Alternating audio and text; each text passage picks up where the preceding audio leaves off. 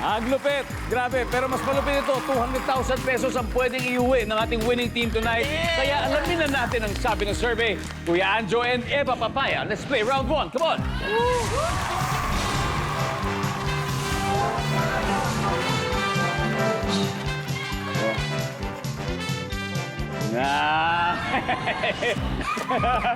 Good luck po. At ito ang tanong ninyo. Top 5 answers ang hinahanap natin.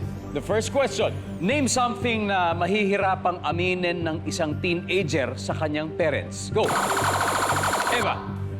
Pag nakabuntis. Pag nakabuntis. Survey says... Wow. Buntis or nakabuntis? Pass or play? Play! Let's play round 1, Raging Divas. Bobby, something na mahihirapang aminin ng isang teenager sa kanyang parents. Ano kaya ito? Pag nag-stop na siya sa school, hindi na pumapasok sa Hindi school. na pumapasok. Ayaw na pumasok. Tatay tayo dyan. Survey says... Wala. Sasha, name something na mahihirapang aminin ng isang teenager sa kanyang parents. Siyempre, katulad namin, ang mahirap pag-amin. Pag-amin ng LGBT. Pag-amin ng gender. Survey says... Let.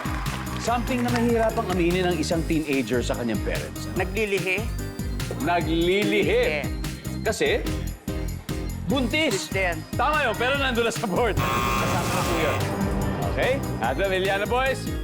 Eva, kailangan makakuha mo to.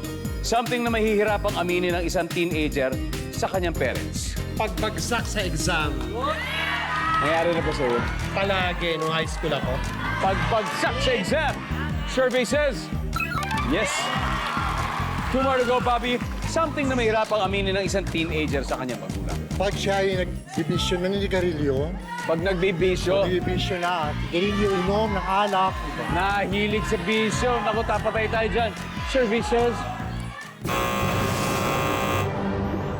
Ready na ang Iliana boys. Ready na. Jaime.